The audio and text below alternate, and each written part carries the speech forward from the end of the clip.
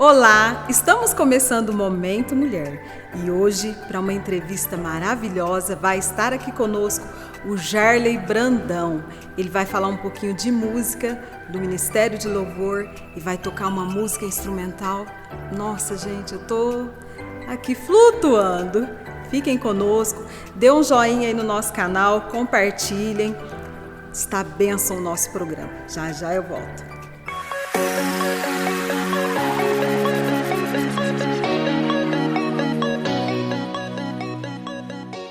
Olá, boa noite. Hoje está aqui conosco Jarley Brandão, esposo da Letícia, pai do Samuel. Isso. Tudo bom, Jarley? Tudo bem, tudo ótimo, graças a Deus. A profissão dele é músico e vamos falar um pouquinho hoje da vida dele e um pouquinho de música. Jarley, eu lembro quando você saiu aqui de Itaú de Minas e foi para Belo Horizonte, né, novinho ainda. Com quantos anos você saiu daqui e foi para Belo Horizonte?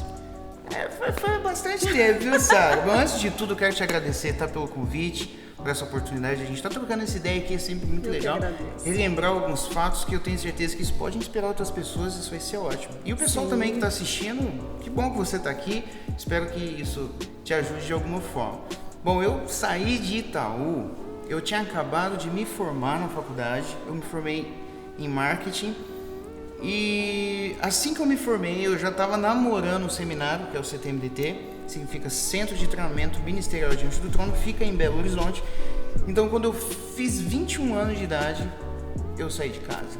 21 anos. Tão novinho. Tão novo. Eu acho que não foi tão cedo assim, mas foi. Como foi essa experiência para você e sua família? Olha, eu sou o segundo de 3 filhos, né? Eu tenho 2 irmãos. Então, eu sei o que é ter irmão mais velho, uma bênção.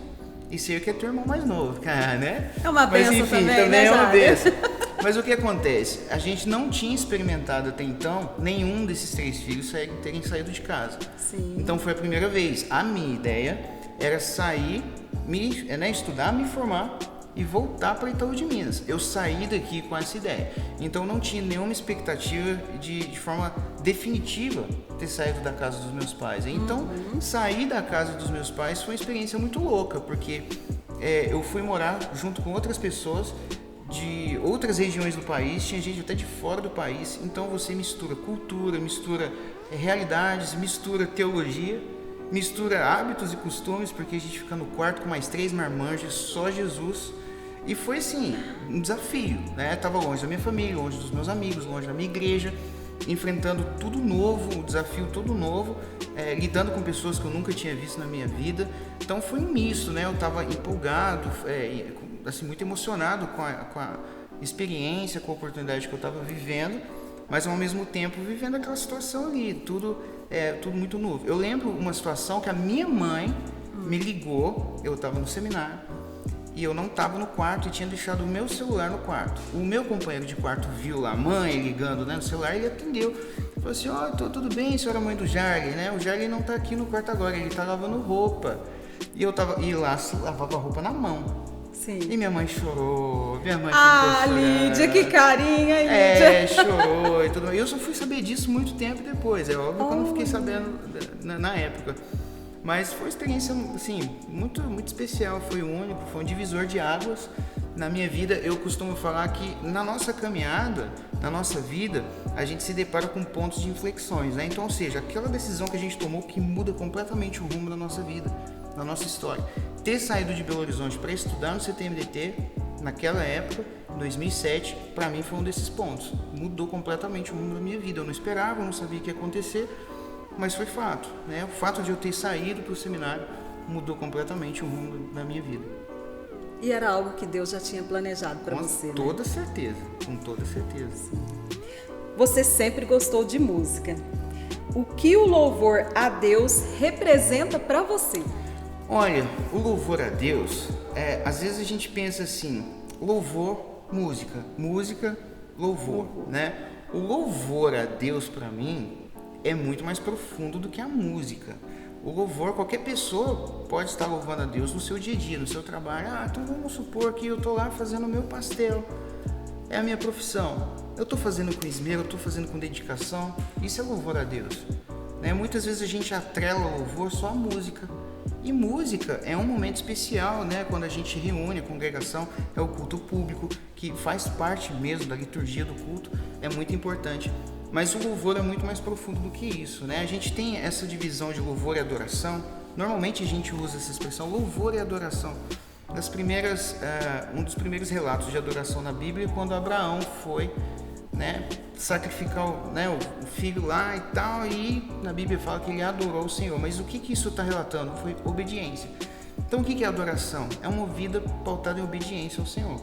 Se você vive em obediência, se você se propõe a fazer tudo que você faz na sua família, no seu trabalho, na sua profissão, tudo com honra, da melhor forma possível, isso é louvor a Deus. No meu caso, eu sou músico. Então, quando eu me proponho a fazer música bem feita, quando eu procuro estudar o meu instrumento, quando eu procuro estudar os conceitos que a música propõe, e isso vai de alguma forma voltar para a igreja, abençoar a igreja, isso também é louvor. Mas o louvor não é só aquele momento ali dos 30 minutos que a gente começa a tocar na frente da congregação, mas é a vida inteira.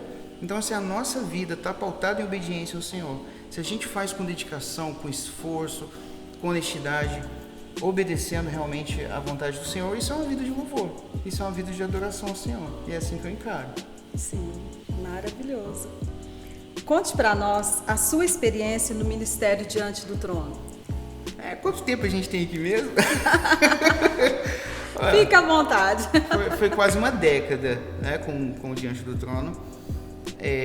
Eu confesso que quando eu saí de Itaú para estudar no seminário do Diante do Trono, o que aqueceu meu coração, na verdade, foi ler relatos de alunos e ex-alunos que passaram pelo seminário, e eles falaram, né, contaram rapidamente o testemunho no site. Então, foi numa época que eu não tinha computador, eu não tinha acesso fácil à internet, mas de alguma forma eu vi aquilo ali e aquilo me impactou. Então eu vi jovens relatando experiências que eles viveram e aquilo que eles estudavam dentro do seminário. Então eu falei, cara, esse é o meu lugar, eu tenho que ir para esse lugar aí. Então eu saí de Itaú, com todo o respaldo da igreja, muitos irmãos me ajudaram na época, foram meus mantenedores, que eu tenho um carinho, uma gratidão eterna por isso. Mas eu fui para lá por causa do curso, por causa do conteúdo, por causa da experiência que eu ia viver. Com toda a sinceridade do meu coração, eu não conhecia muitas coisas do Diante do Trono, não conhecia. E aí o que acontece?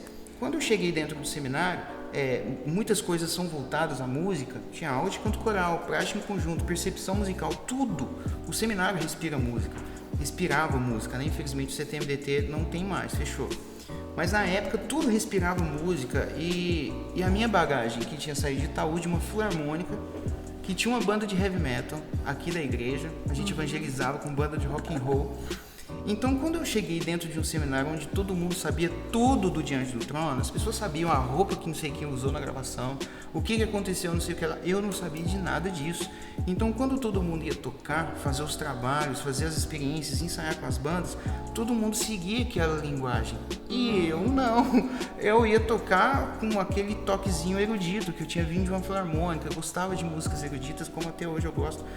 Isso destacou. Aí o maestro do Diante do Trono, que era o diretor executivo, Sérgio Gomes, foi o cara que me abraçou, me puxou para perto e falou, não te solto mais. E aí eu comecei a ver que estava rolando um tratamento diferenciado, né? Eu vi que eles encostaram mais em mim e eu, inclusive, conversei com a liderança da igreja. Eu falei assim, pode ser que as coisas tomem um rumo diferente daquilo que a gente estava pensando. E como aconteceu. E de fato, quando eu saí do primeiro ano para o segundo ano, eu vim de férias. Quando eu voltei para continuar os meus estudos, segundo ano, o Sérgio Gomes me chama para conversar. E ele falou assim, Jair, esse primeiro ano a gente acompanhou o seu trabalho, você dirigiu um musical da escola, porque eu liderei uma banda que a gente fez um musical da escola, com a minha direção. E o Sérgio Gomes o tempo inteiro acompanhando.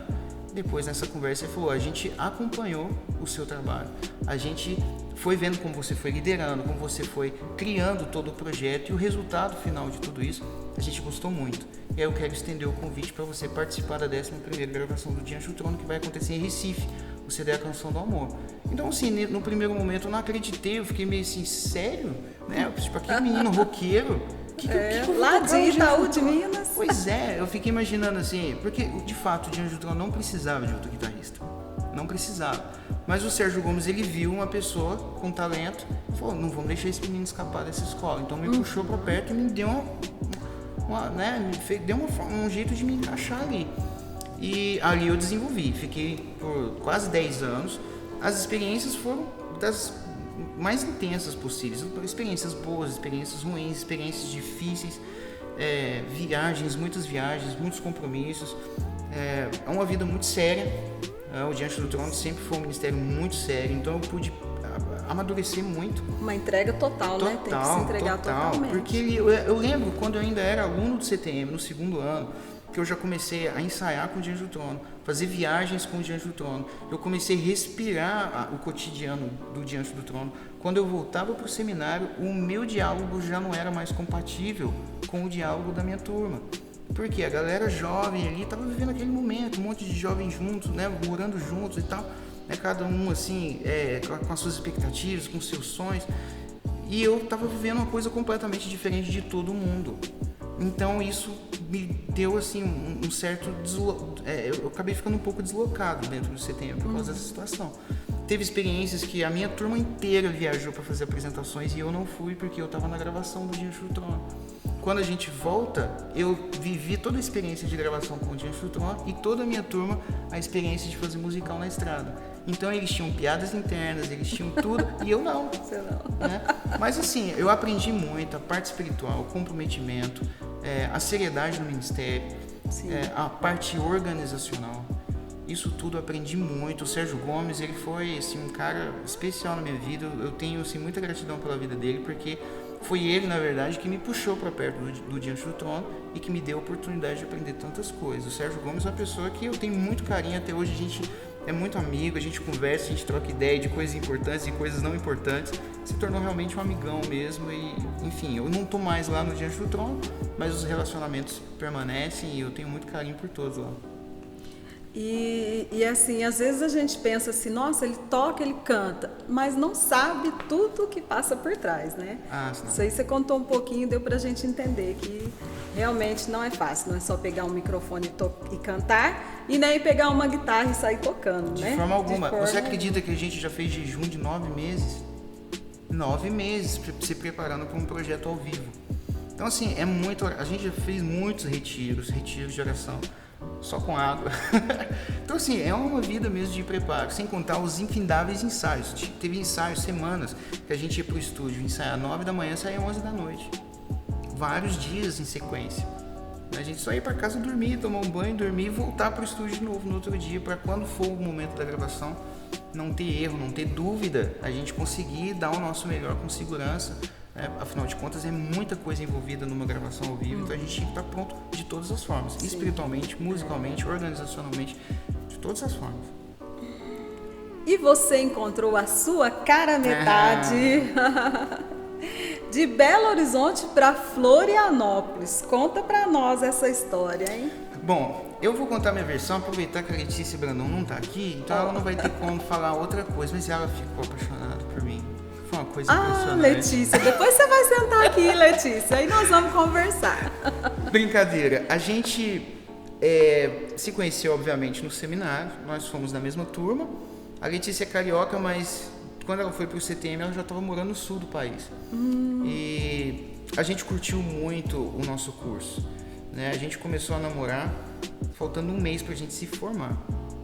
Então a gente ficou completamente focado realmente nos estudos. Eu vivi muitas coisas intensas ali dentro, né? O musical que foi intenso, foi uma coisa nova para mim. A gravação do Diante do Trono, que foi uma coisa que me exigiu muito, porque eu estava estudando, não podia negligenciar os meus estudos e focar completamente em toda a produção do Diante do Trono. E depois a produção do CTMDT, que foi um projeto que eu dirigi também. Então, assim, dentro de 2 anos, foi assim uma correria. Então, quando a gente estava terminando, a gente, claro, era da mesma banda. Aí, Sara, eu não sou bobo, marcava algumas reuniões, porque ela liderava o vocal da minha banda na época.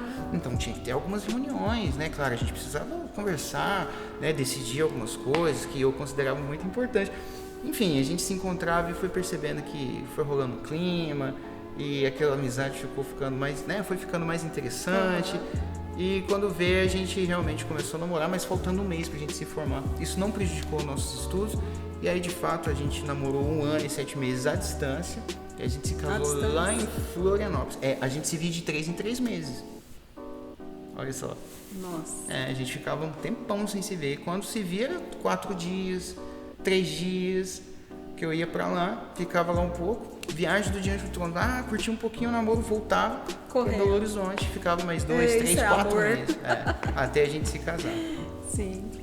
Ouço muito falar que quem canta no louvor de uma igreja é um levita. Você se considera um levita? O que é um levita? Então, essa pergunta é uma pergunta polêmica, tá? Não me considero um levita, tá? Por algumas razões. O levita, ele tem que ser da linhagem de Levi, né? Então, assim, os levitas, para ser um levita, tem que ser da linhagem ali mesmo, né? Deles.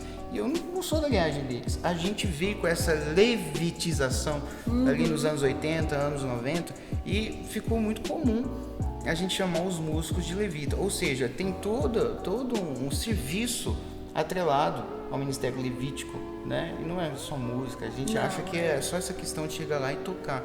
Não, nós somos músicos. Por outro lado, Sara, se eu estiver em algum lugar, alguém vier e falar assim, estamos aqui com o levita, né, o Jarley, entendeu? Eu não vou ficar brigando com ninguém. Certo. Mas eu não me considero um levita, né? Isso é uma coisa que se difundiu no meio da igreja e muitas vezes a gente não sabe nem falar, nem explicar por quê, mas aconteceu. Como tantas outras coisas acabam pegando e viralizando no nosso meio. Sim. Né? Porque vê que essa questão de falar que vamos guerrear, música é uma arma de guerra. Isso é uma coisa que ficou muito comum no nosso meio. Vamos tocar música de guerra. Mas por que música de guerra? Porque isso a gente acaba se pautando lá quando o rei Josafá coloca, né, os músicos à frente do exército, enfim, vence a batalha. Não, então a música é uma arma de guerra. Então a gente acaba transformando isso no modelo e trazendo para os dias atuais. Mas essa questão levítica, não me considero um levita. Não acho que os músicos da igreja atual são levitas, mas se alguém discorda e fala, não, é levita, assim, beleza, eu não vou ficar discutindo, não vou ficar brigando por causa disso. Você está em Itaú de Minas, fazendo um trabalho aqui na Igreja Presbiteriana de Itaú com os músicos. Como que é esse trabalho? Como que está funcionando aqui? Esse trabalho nasceu de uma maneira muito, muito inesperada. Eu recebi uma ligação do presbítero Israel, né, que é presbítero aqui da Igreja Presbiteriana de Itaú de Minas, me fazendo o convite para vir desenvolver um projeto, um trabalho com o ministério local. E eu confesso que eu já tinha recebido outros convites desse tipo antes, mas pelo fato de ser Itaú, ser a igreja onde eu me converti, ser a igreja onde eu cresci e me desenvolvi musicalmente e espiritualmente, foi diferente, sabe? E eu orei com carinho, a gente conversou, a Letícia e eu, a gente conversou sobre, a gente orou sobre, e a gente viu que seria interessante. Enfim, estou desenvolvendo um projeto muito legal com os músicos aqui da igreja, tirando o baterista. Todos os outros músicos assim são fenomenais. Para quem não sabe, o baterista tá bem de trás das câmeras aqui. Eu não podia deixar de fazer essa piada porque é meu irmão, né? Brincadeira, tá? Todos os músicos têm se comprometido. Então eu estou trabalhando com o ministério com 3 frentes, 3 pilares, que é a parte espiritual, que o Ministério de Louvor é assim imprescindível, é indiscutível que isso é importante para o Ministério de Louvor. Então a gente tem leitura de livro coletiva, a gente tem encontros de oração.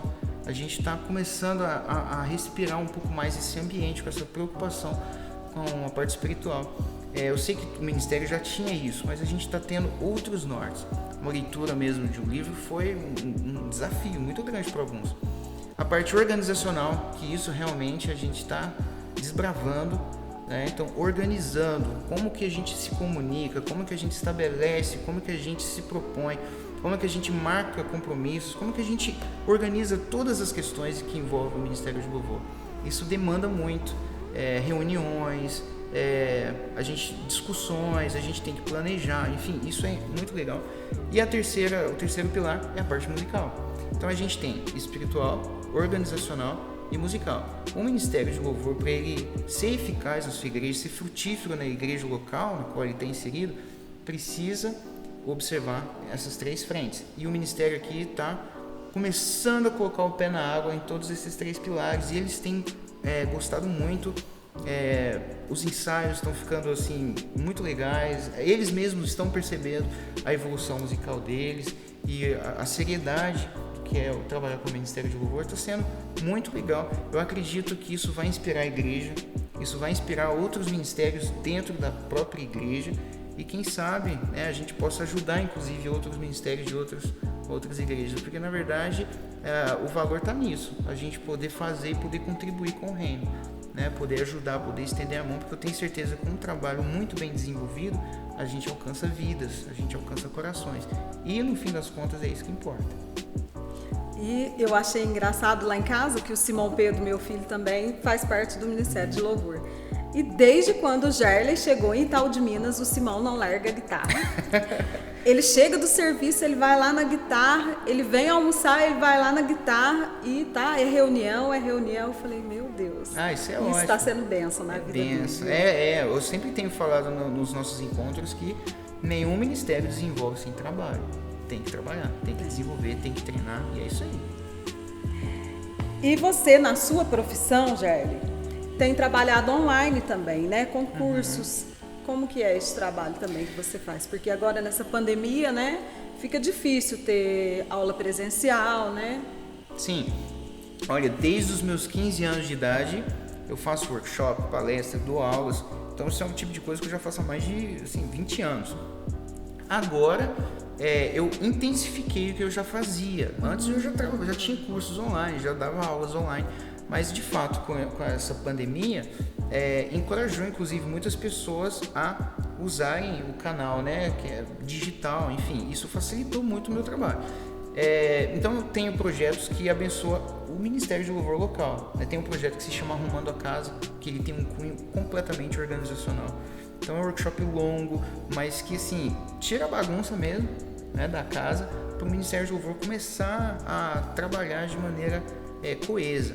E eu tenho cursos de música, né? Então, assim, uma pessoa que canta, que toca no Ministério de Louvor, em qualquer lugar desse planeta, se a pessoa quiser estudar, se a pessoa fala assim, cara, eu entendo que eu preciso estudar, que eu preciso me desenvolver, que o que Deus tem pedido de mim envolve isso e eu me preparando melhor, eu vou poder abençoar melhor a igreja, pode entrar nesse curso, né, que se chama Odisseia Musical, que é uma jornada... Odisseia Musical.